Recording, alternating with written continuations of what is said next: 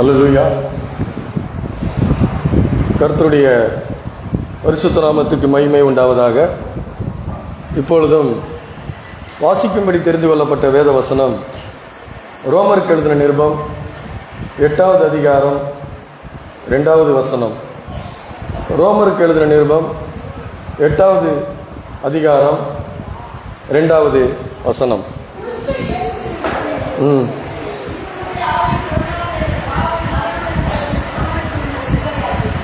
அல்லேலூயா.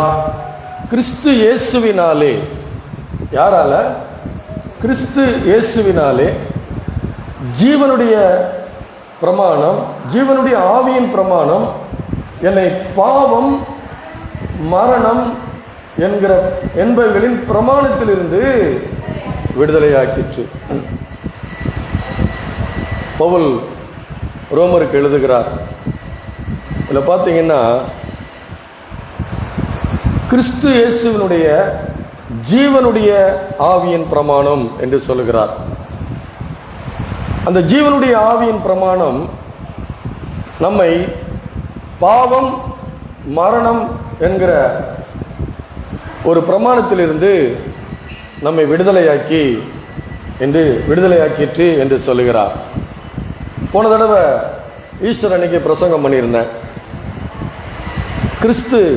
இயேசு கிறிஸ்து எதற்காக மனிதனாக வர வேண்டும், எதற்காக சிலுவையிலே மரிக்க வேண்டும், எதற்காக கல்லறையிலிருந்து உயிர் தெழ வேண்டும் என்பதை குறித்து உங்களுக்கு போன தடவை சொல்லியிருந்தேன். அதில் விட்டு போன காரியங்கள், இன்னொரு சில காரியங்கள் அதிலே தொடர்ந்து போதிக்கலாம் என்று இந்த வாரம் இந்த வசனத்தை எடுத்திருக்கிறேன். அதாவது ஆதியிலே தேவன் வானத்தையும் பூமியும் சிருஷ்டித்தார். அப்புறம் மனிதனுக்காக அநேக காரியங்களை அவர் சிருஷ்டித்தார். பாருங்க, 1ஆம் அதிகாரத்தில் பார்த்தீங்கன்னா ஆதியாகமம் 1 எல்லாவற்றையும் சிருஷ்டித்து விட்டு நல்லது நல்லது நல்லது என்று கண்டார்னு வரும். எல்லாவற்றையும் சிருஷ்டித்து விட்டு எல்லாம் என்னன்னு சொல்றாரு? நல்லது நல்லது என்று கண்டார் என்று வரும். ஆனா அவைகளெல்லாம் மனிதனுக்கு தேவையானவைகளை சிருஷ்டித்து விட்டு அதை சொல்லுவார், அந்த வார்த்தையை சொல்லுவார். கடைசியா மனுஷனை சிருஷ்டித்து அங்கே வைத்து விட்டு அவனை அதுக்கப்புறம் சொல்றாரு, 31 சொல்றாரு, அப்பொழுது தேவன் தாம் உண்டாக்கின எல்லாவற்றையும் பார்த்தார், அது மிகவும் நன்றாயிருந்தது என்று சொன்னார். மிகவும் நல்லது என்று கண்டார், நல்லது என்று கண்டார் தான் வரும். ஆனா கடைசியில 27 27 28 நீங்க படிச்சு பார்த்தீங்கன்னா, 26 நீங்க படிச்சு பார்த்தீங்கன்னா, நமது சாயலாகவும் நமது ரூபத்தின்படியையும் மனுஷனை உண்டாக்குவோமாக, அவர்கள் சமுத்திரத்தின் மச்சங்களையும் ஆகாயத்து பறவைகளையும் மிருக ஜீவன்களையும் பூமி அனைத்தையும் பூமியின் மேல் ஊறும் சகல பிராணிகளையும் ஆளக்கடவர்கள். என்ன சொல்றாரு? ஆளுகிறவர்களாக, இந்த பூமியை ஆளுகிறவர்களாக அவர் நம்மை உண்டாக்கினார். இப்படி உண்டாக்கி அவனை வைத்து விட்டு முதல்ல ஏன் கடைசியில் மனுஷனை சிருஷ்டிக்கிறாரு? ஏன்னா அவன் ரொம்ப முக்கியமானவன். அவனை சிருஷ்டித்து விட்டு மற்றவர்களை சிருஷ்டிக்கல. ஏன்னா மனுஷன் முக்கியமானவன். அதனால மனுஷனுக்கு தேவையான எல்லாவற்றையும் இந்த பூமியில சிருஷ்டித்து விட்டு கடைசியில மனுஷனை சிருஷ்டிக்கிறாரு. ஏன் அப்படி சிருஷ்டிக்கிறார்? என்னைக்காவது யோசித்திருக்கிறீங்களா? ஏன் அவனை சிருஷ்டித்து விட்டு அவனை ஆளுகிறவனாக உண்டாக்கி விட்டு மிகவும் நல்லது என்று சொன்னார்னு யோசித்திருக்கிறீங்களா? ஏன்னா தேவனுடைய மகிமையான சிருஷ்டிப்பு மனிதன் மாத்திரம்தான். அல்லேலூயா. தேவனுடைய சிருஷ்டிப்பினுடைய மகிமையான காரியம் மனுஷன். அதனாலதான் அவனை சிருஷ்டித்து விட்டு அது மிகவும் நல்லது என்று கண்டார். அந்த மனுஷனை தான் பிசாசானவன் என்ன பண்ணுகிறான்? பாவத்திலே விழ பண்ணுகிறான். பாவம் செய்கிற ஆத்மா சாகவே சாகும் என்று சொல்லி இருக்கிறபடி இதை புசிக்கும் நாளிலே நீ சாகவே சாவாய் என்று சொல்லியிருக்கிறாரு. இதை புசிக்கும் நாளில் சாவாய் என்று சொல்லவில்லை, சாகவே சாவாய் 2 தடவை சொல்றாரு. டபுள் இம்ப்ரெஷன் கொடுக்கிறாரு. சாகவே சாவாய் என்று சொல்லுகிறார். பிசாசனுடைய வஞ்சனையில மனுஷன் அகப்பட்டு தேவனிடத்திலிருந்து ஆளுகிறவனாக உண்டாக்கப்பட்ட மனுஷன் இப்போ பிசாசினாலே அடிமைப்பட்டவனாக ஒரு நிர்பந்தமான ஒரு மனுஷனாக, ஒரு கேவலமான ஒரு மனிதனாக ஆங்கில வேதாகமம் அப்படியே சொல்லுது. நிர்பந்தம் சொல்ற வார்த்தைக்கு ஆங்கில வேதாகமம் ரட்சிடு மேன், கேவலமான மனிதன் என்று வேதம் சொல்லுது. அப்படிப்பட்ட ஒரு மனிதனாக பிசாசனுடைய வஞ்சனை அப்படியாக மாற்றிவிட்டது. அப்போ தேவனுடைய சிருஷ்டிப்பினுடைய மகிமை மனிதன்,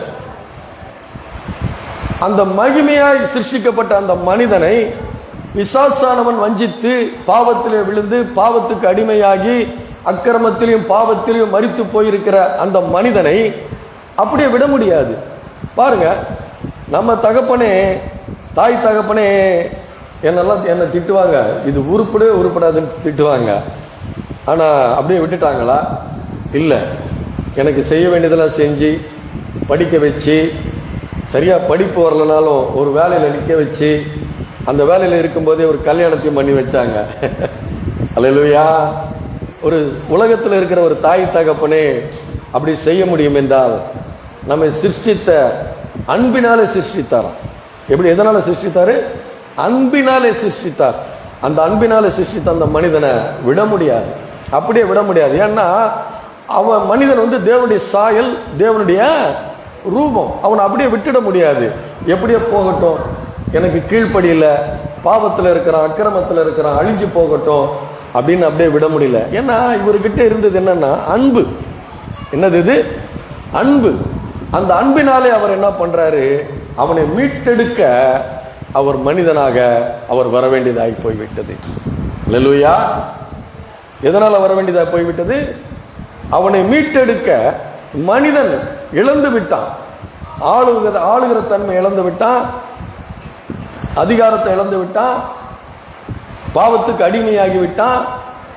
அவன் அவருடைய வார்த்தையின்படி சாக வேண்டியவனாகி விட்டான். அவனுக்கு இப்ப ஜீவனை கொடுக்க வேண்டும். அவன் பாவத்திலேயும் மரணத்திலேயும் இருக்கிறான். அவனுக்கு ஜீவனை கொடுத்து அவரோடு கூட அவனை சேர்த்து கொள்ள வேண்டும் என்றுதான் அவர் மாம்சத்திலே தேவன் வந்தார். அல்லேலூயா. அப்படி வந்துதான் நம்ம என்ன பண்றாரு? மீட்டெடுக்கிறார். சிலுவையிலே நம்மை மீட்டெடுத்து நமக்கு அதை விசுவாசிக்கிற நமக்கு, சிலுவையிலே மரித்த இயேசுவை, கல்லறையில வைக்கப்பட்டு உயிரோடு எழுந்த அந்த இயேசுவை விசுவாசிக்கிற நமக்கு அந்த பாவத்திலிருந்து ஒரு மன்னிப்பை கொடுத்து, அக்கிரமத்திலும் பாவத்திலும் மரித்து போய் தேவனுக்கு விரோதமாயிருந்த நம்மை அந்த பாவத்திலிருந்து அதை மன்னித்து மறுபடியும் ஜீவனை பெற்று மறுபடியும் ஒரு ஆளுகிறவனாக, அவரை போல ஒரு ஆளுகிறவனாக, அவருடைய ஜீவனை பெற்று இந்த பூமியில ஒரு மகிமையான காரியத்தை செய்யக்கூடியவனாக, மற்ற மனிதர்களுக்கு ஒரு மாதிரியாக வாழும்படி, ஜீவனோடு வாழும்படி, ஜீவனுள்ள ஒரு மனுஷன் எப்படி வாழ முடியும், எப்படி தேவனுக்கு மகிமையா வாழ முடியும், எப்படி தேவனை வெளிப்படுத்த முடியும், எப்படி தேவனுடைய சாயலும் ரூபத்தை வெளிப்படுத்த முடியும் என்று அதை நம்மை மாதிரியாக வைக்கும்படிதான் நம்மை அவர் மறுபடியும் அவர் மீட்டெடுத்தார். அல்லேலூயா. அதற்காக தான் நம்மை மீட்டெடுக்கிறார்.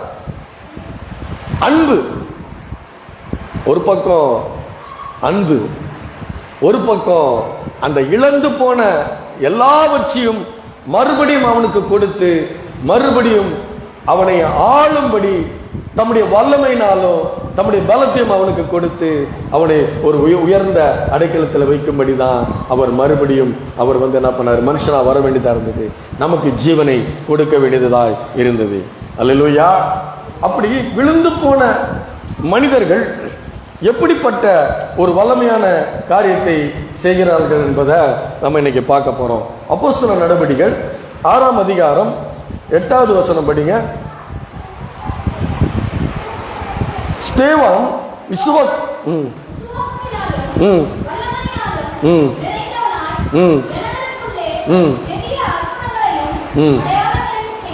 போதும். ஸ்தேவான் விசுவாசத்தினாலும் வல்லமையினாலும் நிறைந்தவனாய் ஜனங்களுக்குள்ளே பெரிய அற்புதங்களையும் அடையாளங்களையும் செய்தான் என்று வாசிக்கிறோம். பாருங்க, இந்த ஸ்தேவான் ஒரு பெரிய ஒரு படிச்ச ஒரு அறிவாளி கிடையாது.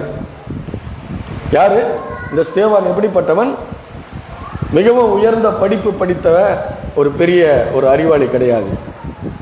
ஆனா உயிர்த்தெழுந்த இயேசுவை விசுவாசிக்கிறவனாக இருந்தான். யாரை விசுவாசிக்கிறவனாக இருந்தான்? உயிர்த்தெழுந்த இயேசுவை தன்னுடைய இரட்சகராக விசுவாசிக்கிறவனாக இருந்தான். அதுக்கு முன்னாடி நீங்க சில வசனங்கள் நீங்க படிச்சு பார்த்தீங்கன்னா, யாரா அவன் இருந்தான்னு பார்த்தீங்கன்னா, பந்தி விசாரிக்கிறவனா இருந்தான். பந்தி விசாரிக்கிறவனா இருந்தான்னா, அப்போஸ்தலர்கள் பிரசங்கம் பண்றாங்க, ஜபத்தில் இருக்கிறாங்க, உபவாசத்தில் இருக்கிறாங்க. அப்போ சீஷர்கள் நிறைய பேர் பெருகிட்டாங்க. அப்படிப்பட்ட சீஷர்களுக்கு உணவு கொடுப்பது, அவர்களை கவனிப்பது, அப்படிப்பட்ட ஒரு சாதாரண பந்தி விசாரிப்பக்காரனா இருந்தான். பாத்தீங்கன்னா பாருங்க, 5வது வசனத்துல பாத்தீங்கன்னா, 6 அப்போஸ்தலர் நடபடிகள் 6:5 வசனத்துல படிச்சு பாத்தீங்கன்னா, இந்த யோசனை சபையார் எல்லாருக்கும் பிரியமாயிருந்தது. அப்பொழுது விசுவாசமும் பரிசுத்த ஆவியும் நிறைந்தவனாகிய ஸ்தேவானையும் பிலிப்பையும் பிரகோரையும் நிக்கோனரையும் தீமோனையும் பர்மனாவையும் யூத மார்க்கத்தமைந்தவனாகிய அந்தியோகிய பட்டணத்தனாகிய நிக்கோலாவையும் தெரிந்து கொண்டு அவர்களை அப்போஸ்தலருக்கு முன்பாக நிறுத்தினார்கள். எதுக்கு? அவர்களுக்கு பந்தி விசாரிக்கிறதுக்கு, ஒரு சாதாரண ஒரு ஊழியத்துக்கு அவர்களை நிர்ணயித்திருந்தார்கள். பந்தி விசாரிப்புக்கு தான் வைத்திருந்தாங்க. ஆனா கிறிஸ்துவனுடைய உயிர்த்தெழுதலுடைய வல்லமைய விசுவாசத்தினாலே, ஒரு சாதாரண விசுவாசியா இருந்த அந்த மனிதன், ஒரு பந்தி விசாரிப்புக்காரனா இருந்த அந்த மனிதன், பரிசுத்த ஆவியினாலும் விசுவாசத்தினாலும் வல்லமையினாலும் நிறைந்தவனாய் ஜனங்களுக்குள்ளே பெரிய அற்புதங்களையும் அடையாளங்களையும் செய்தான். அப்போ ஒரு சாதாரண மனிதனை இயேசு கிறிஸ்துவனுடைய உயிர்த்தெழுதலுடைய வல்லமை அவனை விசுவாசத்திலும் வல்லமையினாலும் பலப்படுத்தி தேவனுக்கு சாட்சியுள்ள ஒரு வாழ்க்கை வாழ அந்த உயிர்த்தெழுதலுடைய வல்லமை அவனை பயன்படுத்துகிறது. அதான் விசுவாசம். அவங்கிட்ட பெரிய உலக அறிவு கிடையாது, படிப்பறிவு கிடையாது. ஆனா விசுவாசம் என்ற ஒன்று இருந்தது. அது என்ன விசுவாசம்? உயிர்த்தெழுந்த இயேசு என்னை சிருஷ்டிகர்த்தா, என்னை ரட்சித்த ரட்சகர் என்ற ஒரு விசுவாசம் அவனுக்குள்ள இருந்தது. அதுதான் கிறிஸ்துவானவர் நமக்கு கொடுக்கக்கூடிய ஒரு மாபெரும் அற்புதமான காரியம். ஒன்று, விசுவாசத்தினாலும் வல்லமையினாலும் நிறைக்கிறாரு. இரண்டாவது, அக்கிரமத்திலும் பாவத்திலும் மரித்து போயிருந்த உயிர்ப்பித்து, பாவம் எது, பரிசுத்தம் எது, அசுத்தம் எது, சுத்தம் எது, நீதி எது, அநீதி எது என்று உணர்ந்து அதை விட்டு விலகி ஒரு பரிசுத்தமான ஒரு மகிமையுள்ள வாழ்க்கை வாழ தேவன், அந்த ஆவியானவர், உயிர்த்தெழுதலுடைய வல்லமை நமக்குள்ளே, அந்த உயிர்த்தெழுந்த ஆவியானவருடைய வல்லமை நமக்குள்ளே இருந்து நம்மை அவருக்கென்று வாழ வைக்கிறது. இப்ப ஸ்தேவான் விசுவாசத்தினாலும் வல்லமையினாலும் நிறைந்து பெரிய ஜனங்களுக்குள்ள ஒரு பெரிய அற்புதங்களையும் அடையாளங்களையும் செய்தது மாத்திரமல்ல, அவன் பேசின 10வது வசனம் சொல்லுகிறது, அவன் பேசின ஞானத்தையும் ஆவியும் எதிர்த்து நிற்க அவர்களால் கூடாமல் போயிடுச்சு. அவன் தர்க்கம் பண்றாங்க. அவர்கள் வேதத்தை குறித்து தர்க்கம் பண்ணும் பொழுது அவனுக்கு முன்பாக எதிர்த்து நிற்க முடியாத அளவுக்கு அவனுக்கு ஞானத்தையும் ஆவியையும் தேவன் கொடுக்கிறார். ஒரு மனிதனோடு கூட இயேசுவானவர், கிறிஸ்துவின் ஆவியானவர் இருக்கும் பொழுது அந்த மனிதன் பேசுற பேச்சுக்கு எதிர்த்து நிற்க எந்த ஒரு மனுஷனாலும் கூடாது என்பது அங்கே எழுதி வைக்கப்பட்டிருக்கிறது. அது மாத்திரமல்ல, ஆகவே அது மாத்திரமல்ல, அவனை ஒரு குற்றம் சாட்டி, தேவனுக்கு விரோதமாக தூஷண வார்த்தைகளை பேசுகிறான் என்று குற்றம் சாட்டி ஜனங்களை எழுப்பி அவனை ஆலோசனை சங்கத்துக்கு முன்பாக கொண்டு போய் நிறுத்துகிறார்கள். அதாவது அவன் கூட பேச முடியல, ஞானத்தின் ஆவியானவர் அவனோடு கூட இருக்கிறார், அவனோடு கூட பேசி எதிர்த்து நிற்க முடியல. அதனால அவர் சூழ்ச்சி பண்ணி தேவ தூஷணம் பண்ணுகிறான் என்று சொல்லி அவனை ஆலோசனை சங்கத்துக்கு முன்பாக கொண்டு போய் நிறுத்துகிறார்கள். இதை போன தடவை சொன்னேன். அப்படி சொல்லும் பொழுது, அப்படி கொண்டு போய் நிறுத்தும் பொழுது அவனுடைய முகம் தேவ தூதனுடைய முகத்தை போல இருக்கிறது என்று அவனை குறித்து வேதம் சொல்லுகிறது. அவன் என்ன பிரசங்கம் பண்ணுகிறான்? அந்த ஆலோசனை சங்கத்தாருக்கு முன்பாக கொஞ்சம் கூட பயம் இல்லாதபடி அவன் பேசுகிறான். என்ன பேசுகிறான்? 15வது வசனத்துல பாத்தீங்கன்னா, 6:15 பாத்தீங்கன்னா, அவன் முகம் தேவ தூதன் முகம் போல இருக்க கண்டார்கள். அது மாத்திரமல்ல, அனைவரும் அவன் மேல் கண்ணோக்கமாய் அவன் இருந்தாங்க. என்ன பேச போறான், என்ன பதில் சொல்ல போகிறான் என்பதை நோக்கி கண்ணோக்கமாய் இருந்தார்கள். அப்போ அவன் பேச ஆரம்பிக்கிறான். பேச ஆரம்பிச்சா ஆபிரகாம்ல இருந்து, ஈசாக்குல இருந்து, யாக்கோபுல இருந்து, மோசேல இருந்து, தாவீதுல இருந்து, தீர்க்கதரிசிகள்ல இருந்து எல்லாரையும் குறித்து பேசி சொல்லிட்டு என்ன சொல்றான்? இந்த உங்க தீர்க்கதரிசிகள், தேவன் அனுப்பின தீர்க்கதரிசிகளை எல்லாம் உங்களுடைய பிதாக்கள் கொலை செய்தார்கள் என்று சொல்லுகிறான். கொலை செய்தார்கள் என்று சொல்லுகிறான். மகா பெரிய ஒரு பிரசங்கம், ஒரு நீண்ட ஒரு பிரசங்கம் பண்ணுகிறான். இது யார் முன்னாடி பண்ணுகிறான்? ஆலோசனை சங்கத்தாருக்கு முன்பாக. அது மாத்திரமல்ல, பிரதான ஆசாரியர்களுக்கு முன்பாக அவன் இப்படிப்பட்ட ஒரு நீண்ட பிரசங்கத்தை பண்ணுகிறான். அங்க நிக்கிறது சவுல் என்ற ஒரு வாலிபன் அங்க இருக்கிறான். அந்த சவுல் தான் பிற்காலத்துல பவுலாய் மாறினார். எப்படி ஒரு அற்புதமான பிரசங்கம்! எல்லாத்தையும் பண்ணி முடிச்சுட்டு நீங்க அந்த வீட்டில் போய் நீங்க படிச்சு பார்த்தீங்கன்னா, எல்லாத்தையும் படிச்சுங்கன்னா பாருங்க, 2 அதிகாரம், ஒரு பெரிய அதிகாரம் பிரசங்கம் பண்ணிட்டு அப்போ நிற்கிறான். நிற்கும் பொழுது ஒரு வார்த்தை சொல்லுகிறான். என்ன வார்த்தை சொல்லுகிறான்? 55வது வசனம், 7 அப்போஸ்தலர் நடபடிகள் 7ஆம் அதிகாரம் 55வது வசனம். ஸ்தேவான் பரிசுத்த ஆவியினாலே நிறைந்தவனாய் வானத்தை அண்ணாந்து பார்த்து தேவனுடைய மகிமையும். போதும் பாருங்க, இந்த நீண்ட பிரசங்கம் ஒரு பந்தி விசாரிக்கிற படிப்பறிவு இல்லாத ஒரு சாதாரண மனிதன், அதாவது வேதத்தை கரைத்து குடித்த ஆலோசனை சங்கத்தாருக்கு முன்பாக, பிரதான ஆசிரியர்களுக்கு முன்பாக, முக்கியமா சவுல் அங்க இருக்கிறாரு, பவுலாக போகிற சவுல் அங்க இருக்கிறாரு. இவர்களுக்கு முன்பாக ஒரு நீண்ட பிரசங்கத்தை பண்ணி முடிச்சிட்டு அவர் என்ன சொல்றாரு? பரிசுத்த ஆவியினாலே நிறைந்தவனாய் வானத்தை அண்ணாந்து பார்த்து தேவனுடைய மகிமையும் தேவனுடைய வலது பார்சத்தில் இயேசுவானவர் நிற்கிறதையும் கண்டு, அதோ வானங்கள் திறந்திருக்கிறதையும்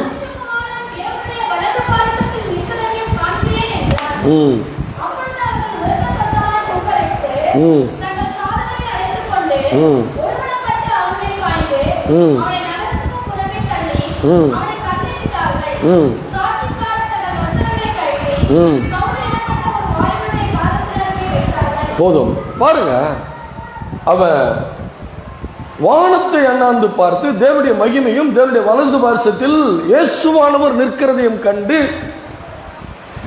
பார்க்கிறேன். இது ரெண்டு பேரையும் நான் பார்க்கிறேன். தேவனுடைய மகிமையும் பார்க்கிறேன், அந்த தேவனுடைய வலது பார்சத்திலே இயேசுவானவர் நிற்கிறதையும் பார்க்கிறேன் என்று சொன்ன உடனே அவங்களுக்கு என்னன்னா, பிதாவாகிய ஒரு தேவன் தான் இருக்கிறாரு, குமாரன் கிடையாது, அப்படின்னு அவங்க ஒரே தேவன் தான் உண்டு என்பதனால இது தேவ தூஷணம் என்று சொல்லி பல்லை கடித்து கொண்டு அவன் மேல் கல்லெறிந்து அவனை கொன்றார்கள். அவன் என்ன செய்யறான்? அப்பொழுது கர்த்தராகிய இயேசுவே என் ஆவியை ஏற்றுக்கொள்ளும் என்று தொழுது கொள்ளுகையில், என் ஆவியை ஏற்றுக்கொள்ளும் என்று தொழுது கொள்ளுகையில் அவன் மேல் கல்லெறிந்தார்கள். அவனோ முழங்கார் படியிட்டு, ஆண்டவரே இவர்கள் மேல் இந்த பாவத்தை சுமத்தாதிரும் என்று மிகுந்த சத்தமிட்டு சொல்லி நித்திரை அடைந்தான், மரணம் அடைகிறான். இந்த உயிர்த்தெழுதலுடைய வல்லமை விசுவாசத்தினாலும் ஞானத்தினாலும் நிறைந்து ஜனங்களுக்குள்ளே பெரிய அடையாளங்களை செய்து தேவனுக்கென்று மகிமையாய் தன்னுடைய வாழ்க்கையை ஒப்பு கொடுக்கக்கூடிய அளவுக்கு இருக்கிறது. அது மாத்திரமல்ல, இந்த வேதத்தை கரைச்சி குடிச்சவங்களுக்கு முன்னால நின்று எதிர்த்து பேச முடியாத அளவுக்கு ஒரு ஞானத்தையும் ஒரு ஆவியும் ஞானமும் அவனுக்கு கொடுக்கப்பட்டிருக்கிறது. அது மாத்திரமல்ல, அங்க சொல்லப்படுகிற வசனத்தில் 55வது வசனத்தில் சொல்லப்படுகிற வசனம் இயேசுவானவர் சொல்லுகிறார், அதே வார்த்தையை சொல்லுகிறார் பாருங்க. லூக்கா 22:69 படிச்சு பார்த்தீங்கன்னா இயேசுவானவர் அதே காரியத்தை சொல்லுகிறார். என்ன சொல்றாரு பாருங்க, 22:69 படிங்க. லூக்கா 22:69. லூக்கா எழுதின சுவிசேஷம். இது முதல் மனுஷகுமாரன், அவரே சொல்றாரு, என்ன சொல்றாரு? இது முதல் மனுஷகுமாரன் சர்வ வல்லமையுடைய தேவனுடைய வலது பார்சத்திலே இயேசு என்ன சொன்னாரோ அதான் சொல்றேன். இயேசுவினுடைய உயிர்த்தெழுதலுடைய வல்லமை இயேசுவை சொல்லுகிறாரு. இது முதல் மனுஷகுமாரன் சர்வ வல்லமையுள்ள தேவனுடைய வலது பார்சத்தில் வீற்றிருப்பார் என்றார்.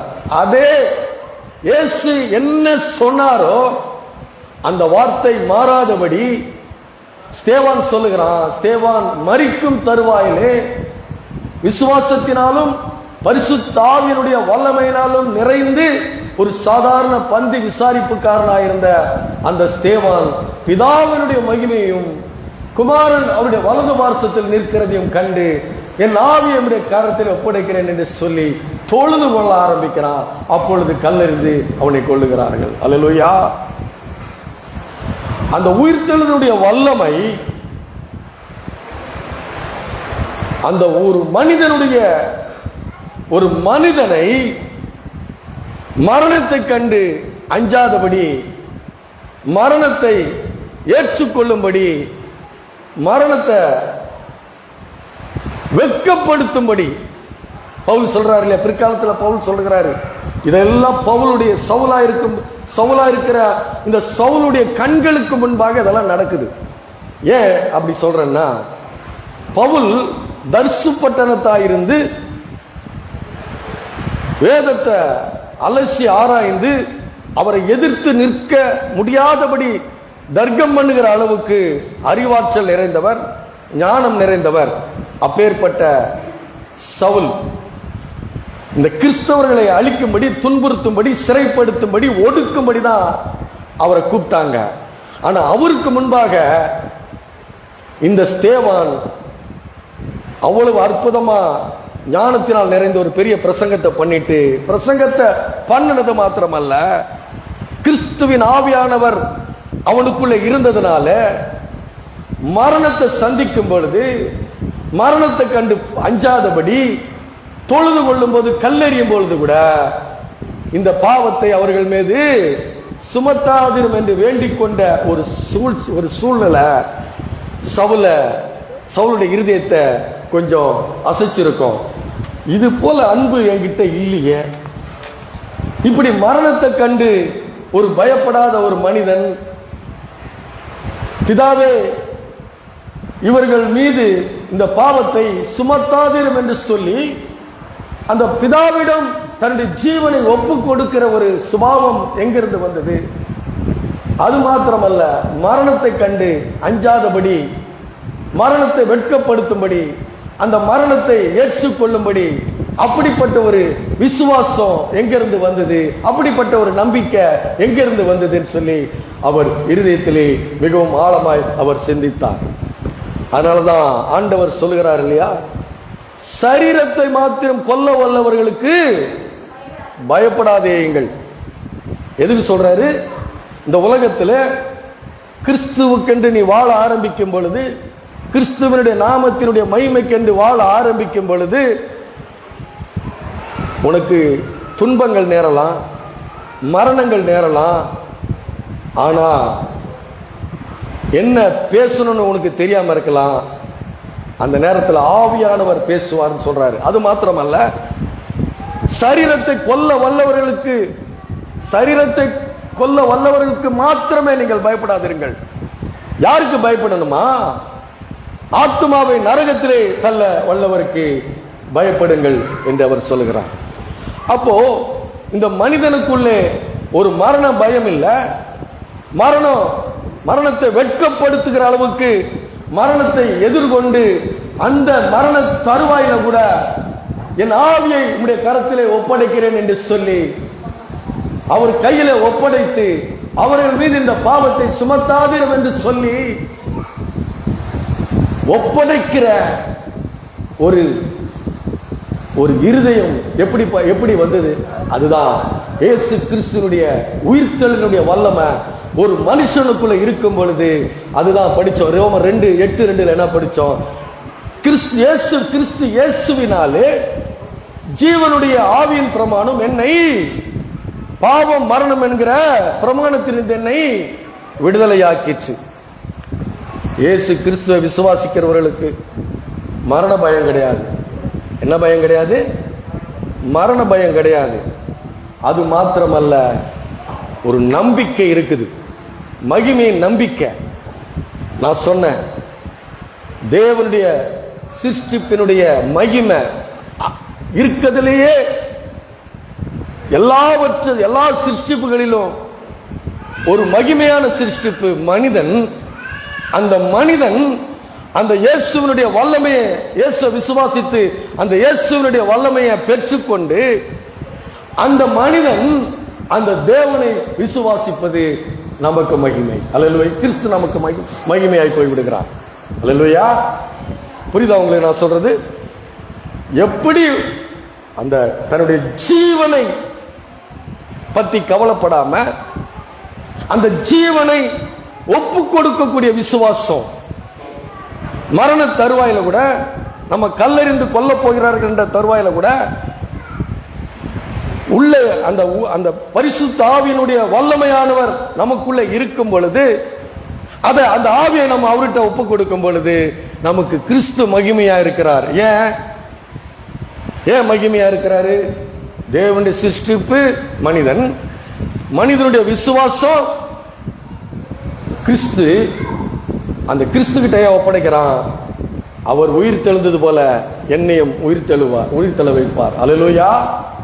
உலர்ந்த எலும்புகளை உயிர்த்தெழக்கூடிய வல்லமை உள்ளவர், உயிர்த்தெழக்கூடிய வல்லமை, உயிர்த்தெழ செய்யக்கூடிய வல்லமை உள்ளவர் தான் இயேசு. அதுதான் கிறிஸ்து. கொலோசியர் 1:27 படிங்க பாருங்க, படிச்சு பாருங்க என்ன சொல்லப்பட்டிருக்கு பாருங்க. கடைசியில 2 வரி படிங்க. கொலோசியர் 1:27 கிறிஸ்துவானவர் மகிமை நம்பிக்கையாக இருப்பதே உங்களுக்குள் இருப்பதே அந்த ரகசியம். கொலோசியர்ல சொல்லப்பட்டிருக்கு 27 1:27 சொல்லப்பட்டிருக்கிறது. கிறிஸ்துவானவர் மகிமை நம்பிக்கையாக உங்களுக்குள் இருப்பதே அந்த ரகசியம். அதான் இதுதான் கிறிஸ்துவனுடைய ஜீவனுடைய ஆவியின் பிரமாணம் ஒரு மனுஷனுக்குள்ள இருந்தா அந்த மனுஷன் கிறிஸ்துவ மகிமையா நினைக்கிறான். இந்த ஜீவனை மகிமையா நினைக்கல, இந்த உயிரை மகிமையா நினைக்கல, அவன் கிறிஸ்துவ மகிமையா நினைக்கிறான். அல்லேலூயா. பாருங்க, அது என்ன வெளிப்படுத்துகிறது? அவன் தன்னுடைய விசுவாசத்தை முழுவதும் அவன் அந்த கிறிஸ்து மீது வைத்திருக்கிறான் என்பதை வெளிப்படுத்துகிறது. அல்லேலூயா. அப்போ அது மாத்திரமல்ல, ஒரு மனிதனுடைய ஜீவன், அந்த அந்த மனிதன் தன்னுடைய ஜீவனையே கிறிஸ்துவுக்கு ஒப்பு கொடுக்கும் பொழுது கிறிஸ்துவனுடைய உயிர்த்தெழுதின் வல்லமை அது வெளிப்படுகிறது, ஒரு மனிதனுடைய வாழ்க்கையிலே வெளிப்பட ஆரம்பிக்கிறது. அது மாத்திரமல்ல, இன்னொன்னு பார்த்தீங்கன்னா, அந்த பாவம் என்கிற அந்த ஒரு சூழ்நிலை, அந்த பாவம் என்கிற அந்த ஒரு இருள், அந்த பிசாசினுடைய சக்தி ஒரு மனிதனுடைய வாழ்க்கையிலே அவமானத்தை கொண்டு வந்து போடுகிறது. இவன் தேவனுடைய சாயலின்படி, தேவனுடைய ரூபத்தின்படி சிருஷ்டிக்கப்பட்ட மனிதன் எந்த ஒரு மனுஷனையும் யாராவது அவமானப்படுத்தும் பொழுது ஒரு மனிதனுக்கு என்ன ஆகும்? அவன் என்ன பண்றான்? கூனி குறுகி போறானா இல்லையா? கூனி குறுகி போறானா இல்லையா?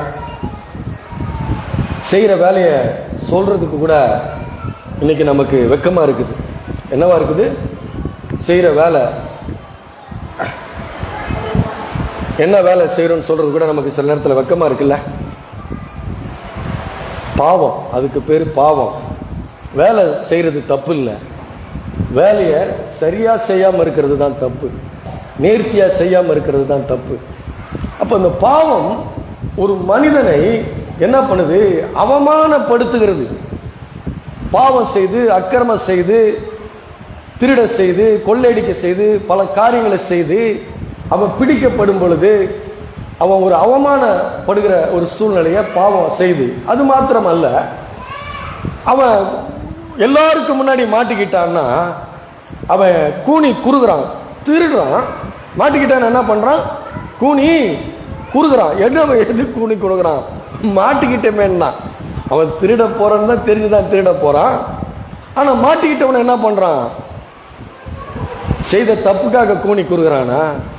இல்ல, மாட்டிக்கிட்டமே அப்படின்னு என்ன பண்றான்? தன்னை கூனி குறுகுறான். அப்போ அந்த பாவம் என்ற ஒரு சக்தி மனுஷனை அவமானத்துக்குள்ளும் கூனி குறுகவும் செய்கிற ஒரு சூழ்நிலையா இருக்கிறது. வெளிநாடுகள் எல்லாம் சொல்றாங்க, என்ன சொல்றாங்க? என்ன வேலை செய்யறேன்னு கேட்டா அவங்க சொல்லுவாங்களாம், நான் செங்கல் அடுக்கிற வேலை செய்யறேன். கூச்சப்பட மாட்டாங்களாம்.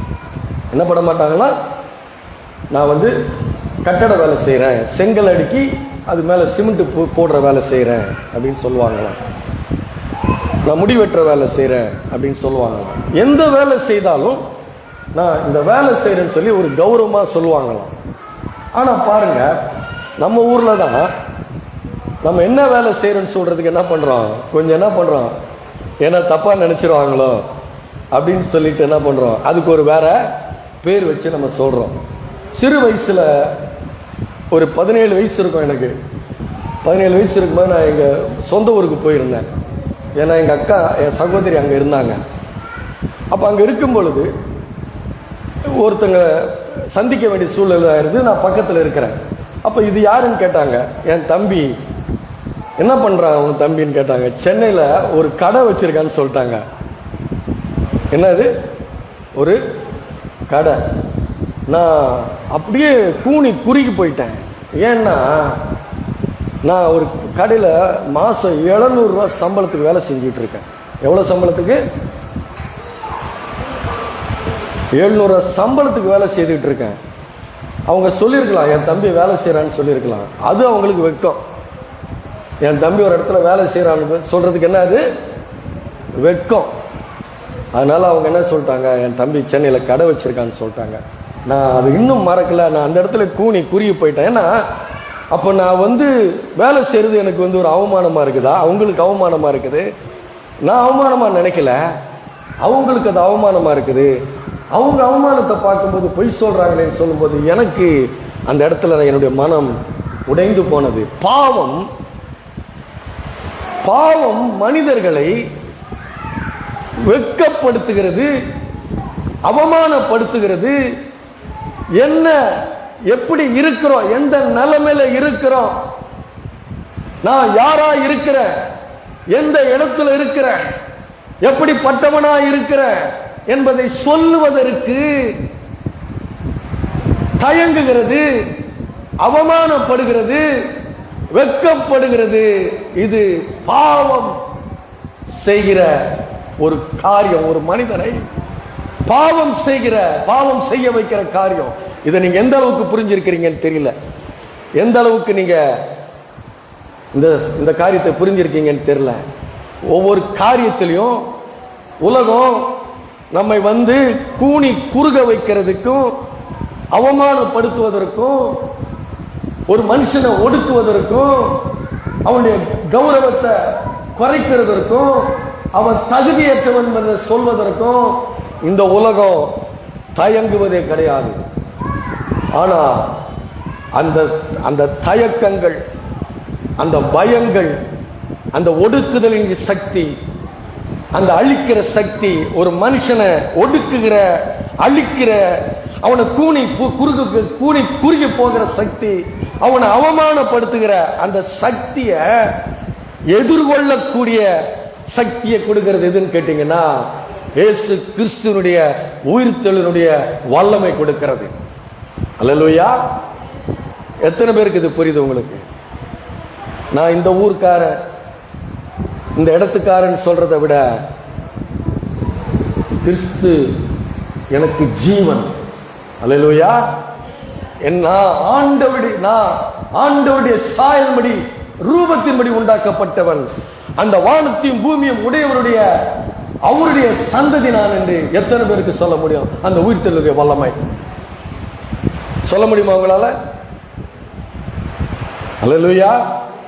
அந்த உயிர்த்தெழுடைய வல்லமை இயேசுவை விசுவாசிக்கிற, இயேசுவை இரட்சகராய் ஏற்றுக்கொண்டிருக்கிற, இயேசுவை சொந்த இரட்சகராய் ஏற்றுக்கொண்டிருக்கிற உங்களுக்குள்ள வேற எதையும் நீங்க பார்க்காதபடி, இப்படிப்பட்ட அவமானங்களை, உங்களுடைய கௌரவத்தை, சுயமரியாதையை இழக்க செய்கிற ஒரு சூழ்நிலையை எதிர்கொள்ளக்கூடிய அந்த வல்லமை எது கொடுக்கிறதுன்னா, யார் கொடுக்கிறது? அந்த உயிர்த்தெழுனுடைய வல்லமை கொடுக்கிறது. புரியலையா உங்களுக்கு? புரியுதா புரியலையா?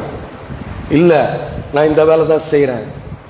ஆனா நான் இயேசுவினுடைய ரத்தத்தாலே மீட்கப்பட்டவன், அவருடைய ரத்தத்தாலே கழுவப்பட்டவன், அந்த வானாதி வானம் கொள்ளாத தேவனுடைய சாயல்படி, ரூபத்தின்படி உண்டாக்கப்பட்டவன். அவருக்கு சொந்தக்காரன் எத்தனை பேரால சொல்ல முடியும்? சொல்றாங்க பாருங்க. அல்லேலூயா. பாருங்க, அப்போஸ்தல நடவடிக்கைகள் 5வது அதிகாரம் 41வது வசனம் பாருங்க, எப்படி சொல்றாங்க பாருங்க. 40, 41 படிங்க. 40, 41, 42. அப்போஸ்தலர் 5, 40, 41, 42. அப்பொழுது அவர்கள்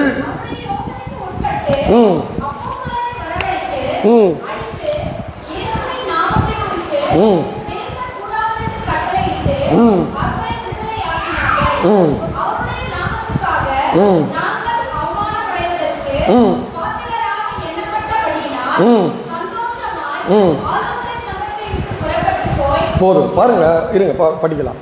அவருடைய நாமத்துக்காக தாங்கள் அவமானம் அடைவதற்கு,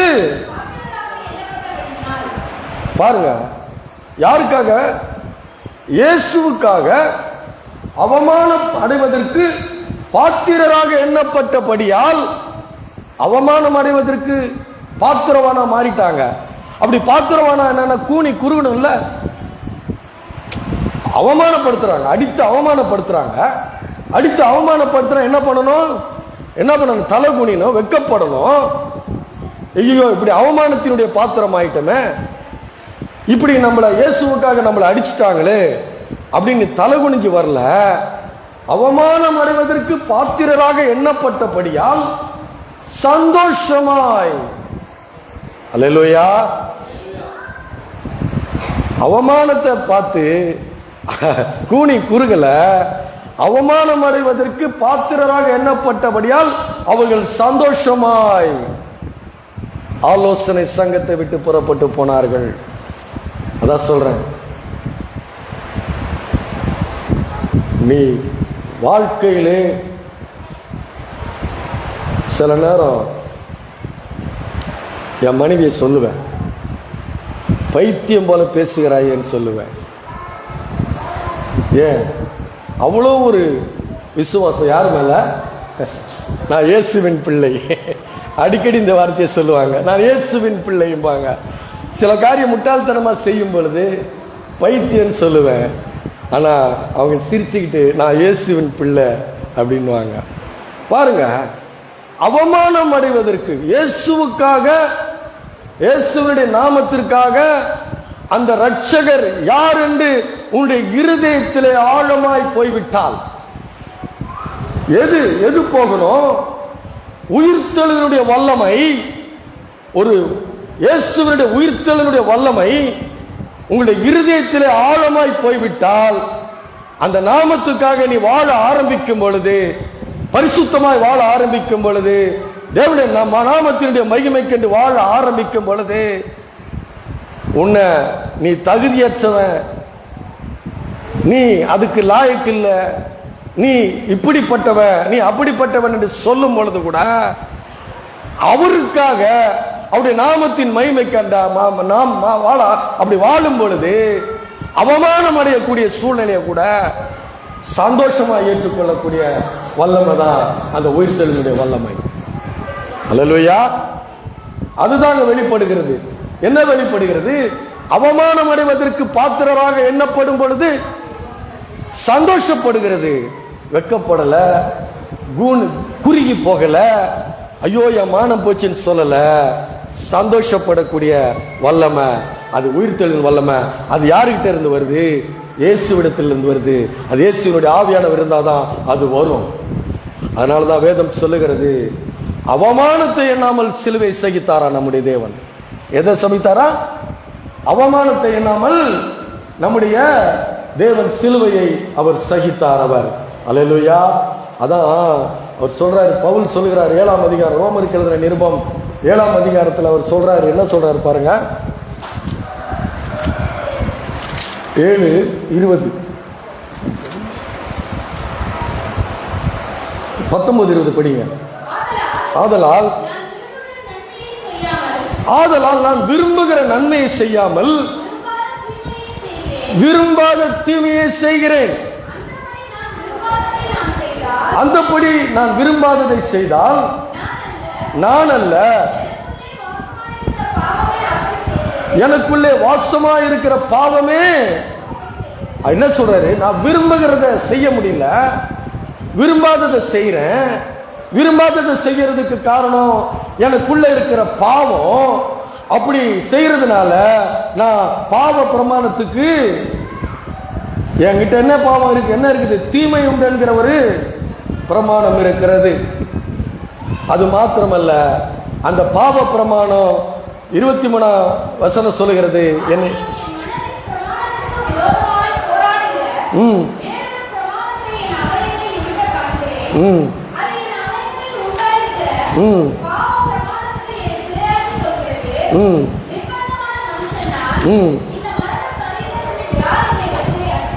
பாருங்க, அவர் சொல்றாரு நிர்பந்தமான மனுஷன்.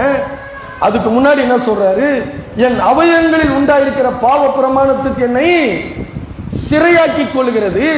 நிர்பந்தமான மனுஷன் நான். மரண சரீரத்திலிருந்து யார் என்னை விடுதலையாக்குவார்? நான் என்ன பண்ண என்னவா இருக்கிறேன்? என்கிட்ட தீமை என்கிற ஒரு பிரமாணம் இருக்குது. நன்மை செய்ய விரும்புகிற என்கிட்ட தீமை இருக்குது. நன்மை செய்ய விரும்புகிற நான் நன்மை செய்யாம தீமையை தான் செய்யறேன். ஏன்னா பாவம் எனக்குள்ள குடிகொண்டு இருக்கிறது. பாவத்துக்கு அடிமையா இருக்கிறேன். அது என்னை சிறையா இருக்கிறது. நான் எவ்வளவு ஒரு கேவலமான மனிதனாக இருக்கிறேன். ஆனா கிறிஸ்துவுக்கென்று வாழ ஆரம்பிக்கும் பொழுது, அவர்களை அடித்து அவமானப்படுத்தும் பொழுது அவர்கள் அதை சந்தோஷமாய் ஏற்றுக்கொள்கிறார்கள். ஏன்னா அதுதான் கிறிஸ்துவனுடைய ஜீவனுடைய ஆவியினுடைய பிரமாணம். அல்லேலூயா. அப்போ பவுல் இந்த வேதத்தை கரைச்சி குடிச்சவர். ஆதியாகமத்திலிருந்து மல்கியா வரைக்கும் நல்லா தெரியும் அவருக்கு. இதுல தரவா இருக்கிறாரு. அவரை ஒண்ணுமே பண்ண முடியாது. அவரை யாரும் எதிர்த்து தர்க்கம் பண்ண முடியாது. அப்படிப்பட்ட பவுல் இயேசுவை சந்தித்த பின்பாடுதான் அவர் இதெல்லாம் எழுதுகிறார். எப்படிப்பட்டவரா இருந்தாரு?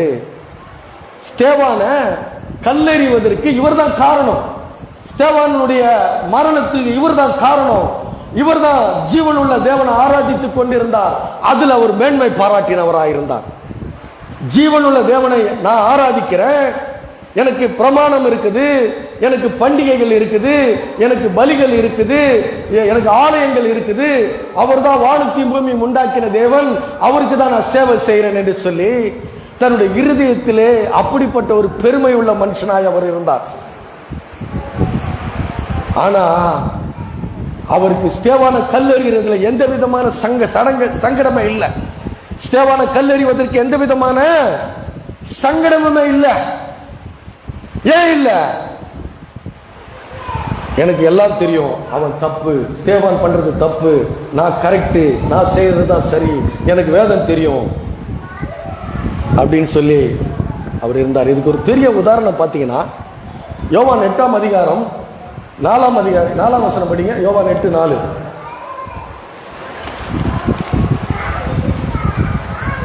யோவான் 8:4 படிங்க.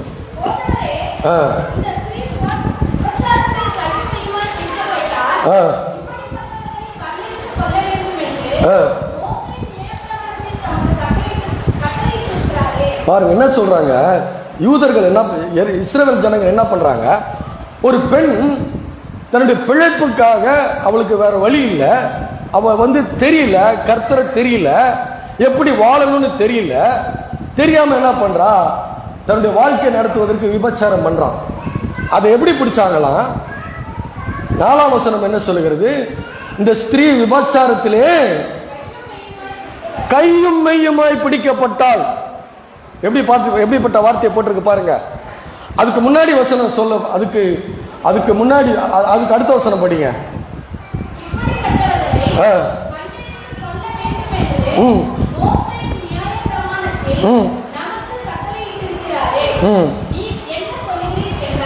பாருங்க, இந்த ஜனங்களுக்கு என்ன தெரியுது? விபச்சாரத்தில் ஒரு பெண் கையும் மெய்யுமா பிடிக்கப்பட்டால் மோசேயுடைய நியாய பிரமாணத்தில் கல்லெறிந்து கொள்ள வேண்டும் என்று கட்டளையிட்டிருக்கிறார். ஆகவே அது எதுக்கு சொல்றாங்களா?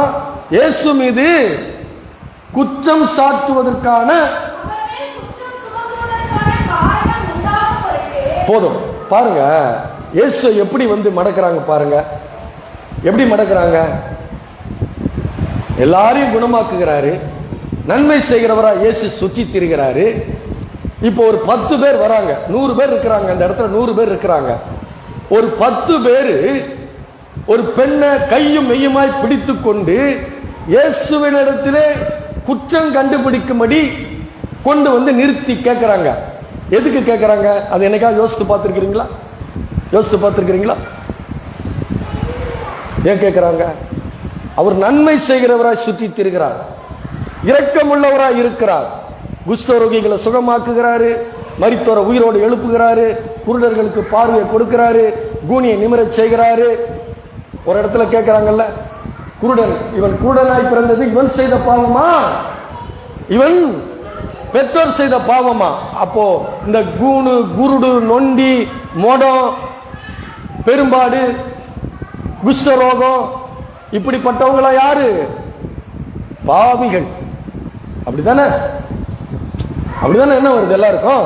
இவன் என்ன பாவம் பண்ணானோ, இவனுக்கு இந்த வியாதி இருக்குது, இவன் என்ன பண்ணானோ, இவனுடைய வாழ்க்கையில் இப்படிப்பட்ட காரியங்கள் நடக்குது, இவன் என்ன பண்ணானோ, இவன் போயிட்டு இதுல அடிபட்டுட்டான். எல்லாருடைய எண்ணமும் அப்படித்தானே இருக்குது. இவங்க எதுக்கு கேட்கிறாங்க? இயேசு கிட்ட எதுக்கு கேட்கிறாங்க? இயேசு நன்மை செய்கிறவராய் சுற்றி திரிகிறார். இவர் கல்லெறிய சொல்றாரா இல்ல விடுதலையாக்க சொல்றாரா? கல்லெறிய சொன்னா இவர்கிட்ட அன்பு இல்லை, இவர்கிட்ட இரக்கம் இல்லை, இவர்கிட்ட மனம் ஒருக்கம் இல்லை, இவர் ஒரு வேஷதாரின்னு சொல்லலாம். நல்லா கவனிக்கணும். மனிதனுக்குள்ள இருக்கிற பாவம் ஒரு மனிதனை எப்படி ஆராய்கிறது என்பதை நீங்க கவனிக்கணும். ஒரு மனுஷனுக்குள்ள இருக்கிற பாவத்தினுடைய சக்தி ஒரு மனுஷனை எப்படி சோதனை செய்கிறது?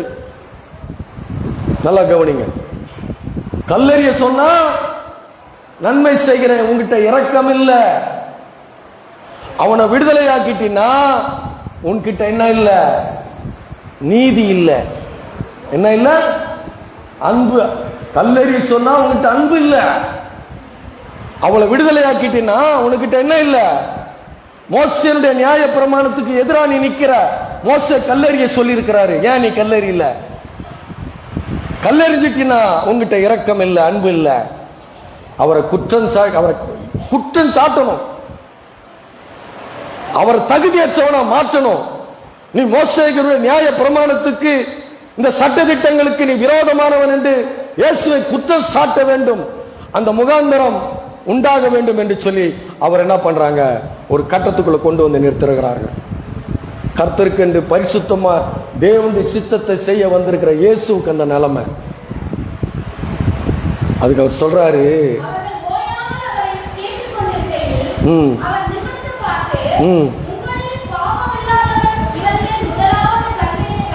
அப்ப என்ன அர்த்தம்?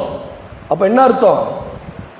அந்த பெண்ணை கையும் களவுமா பிடிச்சதுக்கு உடனே, கையும் மெய்யுமாய் பிடிச்ச உடனே இயேசு கிட்ட கொண்டு வரும்போது கல்லோட ரெடி ஆயிட்டாங்க.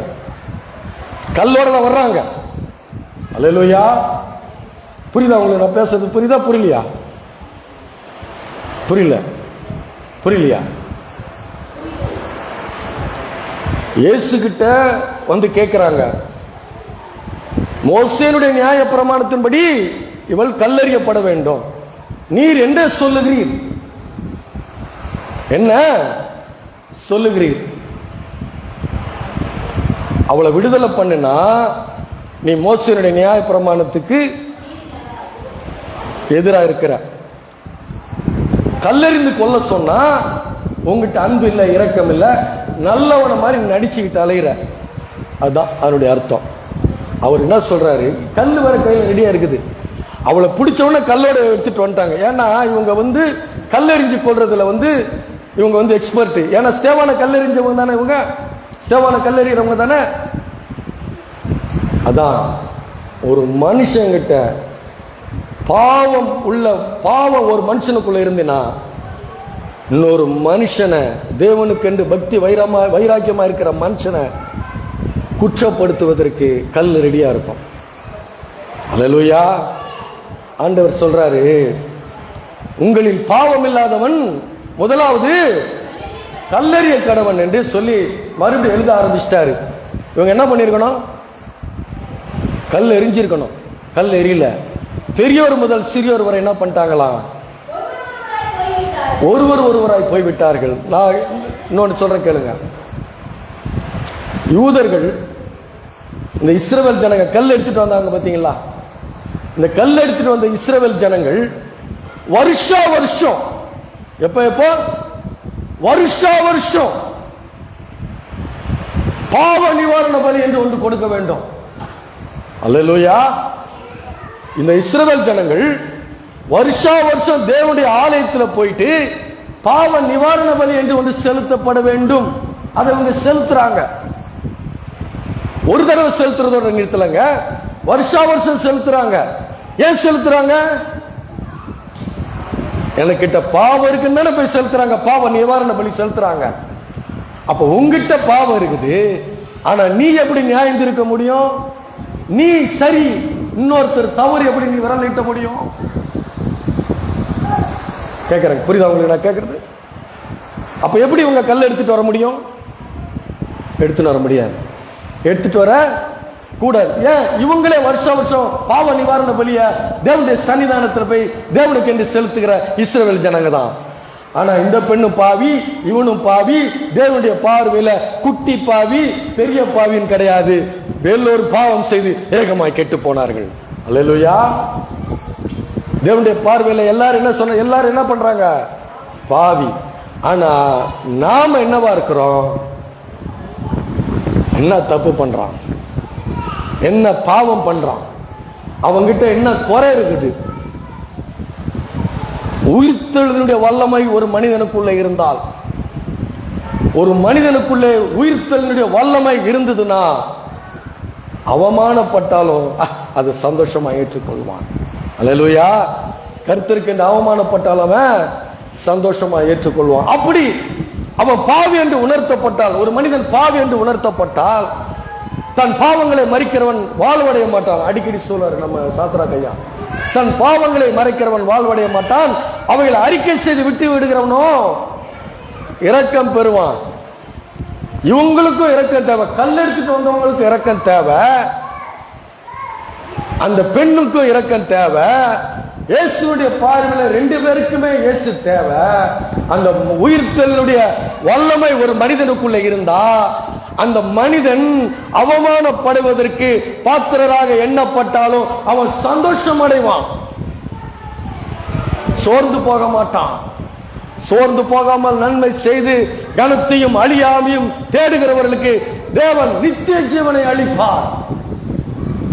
உயிர்த்தெழுதலுடைய வல்லமை, அந்த உயிர்த்தெழுதலுடைய வல்லமையை நீங்க விசுவாசிச்சீங்கன்னா, இயேசு என்னுடைய ரட்சகர் என்று நீங்க விசுவாசிச்சீங்கன்னா, அவருடைய நாமத்தினுடைய மகிமை கண்டு உங்களுடைய வாழ்க்கை பரிசுத்தமா இருந்துச்சுன்னா அவமானப்படுவதற்கு நீங்க பாத்திரராக என்னப்பட்டாலும் சந்தோஷப்படுவீங்க. உயிரையே கொடுக்கிறதா இருந்தாலும் சந்தோஷமா அவர்கிட்ட கொடுப்பீங்க. ஏன்னா அவர் என்னுடைய மகிமை நம்பிக்கை, கிறிஸ்துவானவர் எனக்கு மகிமை நம்பிக்கையா இருக்கிறார். ஒரே ஒரு வசனம் சொல்லி முடிக்கிறேன். பிலிப்பியருக்கு எழுதின நிருபம்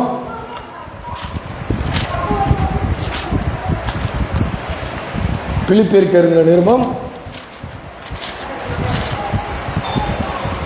4ஆம் அதிகாரம் 6வது வசனம்.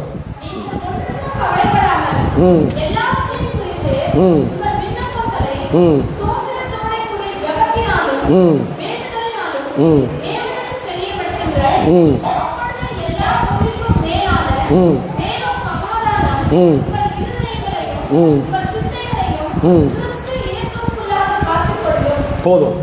அவர் சொல்றாரு, நீ கிறிஸ்துவுக்கென்று பரிசுத்தமாய் வாழ ஆரம்பிக்கும் பொழுது நீங்கள் ஒன்றை குறித்தும் கவலைப்படாமல் எல்லாவற்றையும் குறித்து உங்கள் விண்ணப்பங்களை ஸ்தோத்திரத்தோடு கூடிய ஜெபத்தினாலும் வேண்டுதனாலும் தேவனுக்கு தெரியப்படுத்துங்கள்.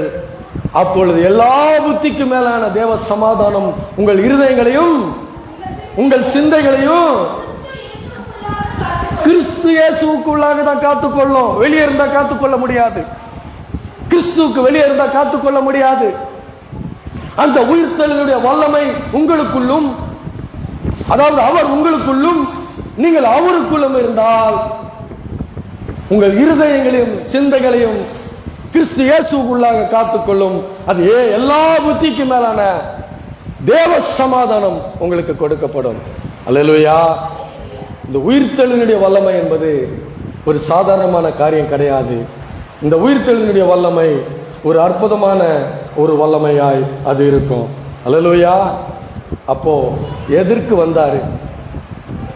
அந்த வல்லமை எனக்குள்ள கிரியை செய்து பாவம் மரணம் என்ற பிரமாணத்திலிருந்து விடுதலையாக்கி கிறிஸ்துவனுடைய ஜீவனுடைய ஆவியின் பிரமாணத்தை எனக்குள்ள கிரியை செய்து அவருடைய நாமத்தின் மகிமைக்கு என்று வாழும்படி அவர் எனக்காக உயிர்த்தெழுந்தார். அல்லேலூயா. ஜீவனுடைய ஆவியின் பிரமாணம் எதை பத்தியும் கவலை இல்லை. ஒன்றை குறித்து கவலைப்படாமல் எல்லாவற்றையும் குறித்து சந்தோஷத்தோடு விண்ணப்பங்களை அவரிடத்தில் ஏறெடுக்கிறவர்களாய் நாம மாற வேண்டும். எதை குறித்து நீங்க கவலைப்படக்கூடாது, ஒன்றை குறித்து கவலைப்படக்கூடாது. நீங்கள் அவமானப்படக்கூடிய சூழ்நிலை வந்தாலும், ஜீவனை கொடுக்கிற சூழ்நிலை வந்தாலும், கிறிஸ்து எனக்கு ஜீவன், சாவு எனக்கு ஆதாயம் என்று சொல்லக்கூடிய அப்படிப்பட்ட ஒரு விசுவாசம் நமக்கு வேண்டும். அல்லேலூயா, அல்லேலூயா.